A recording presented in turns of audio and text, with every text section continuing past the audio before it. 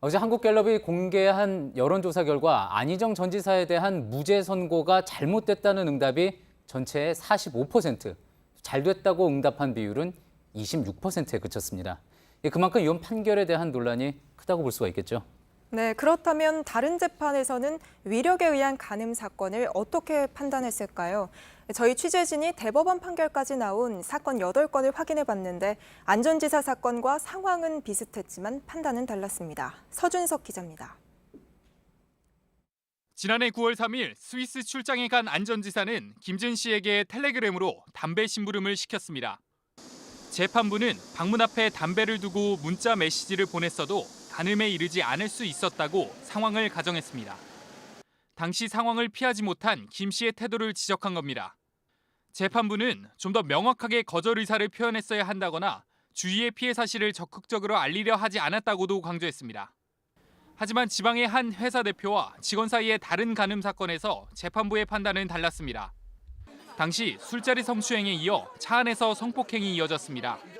재판부는 성추행 이후에도 자리를 벗어나지 않은 피해자에 대해 회사에서 불이익을 받을 수 있다는 불안감에 자리를 이탈하지 못했다는 점을 인정했습니다.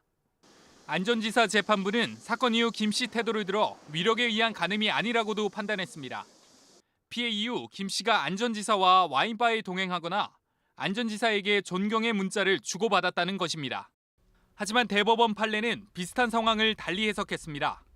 직장 상사와 직원의 간음 사건에서 피해자가 가해자에게 수차례 성폭행을 당한 이후 하트가 포함된 문자를 보낸 사건이 대표적입니다. 당시 1심 재판부는 문자 메시지를 주요 근거로 합의에 의한 성관계의 가능성이 높다며 무죄를 판결했습니다.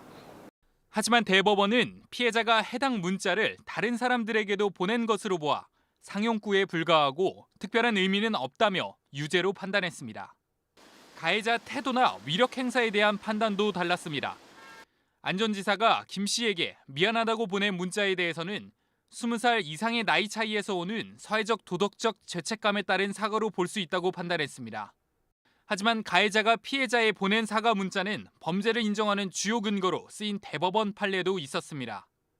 직장 상사가 간음 이후 직원에게 사죄할 기회를 달라고 보낸 문자 메시지에 대해 사실상 범죄를 인정했다고 보고 유죄 판결이 내려졌습니다. 안 전 지사의 경우 김지은 씨의 미투 직후 페이스북을 통해 저로 인해 고통받았을 김지은 씨에게 정말 죄송합니다라고 밝힌 바 있습니다. JTBC 서준석입니다.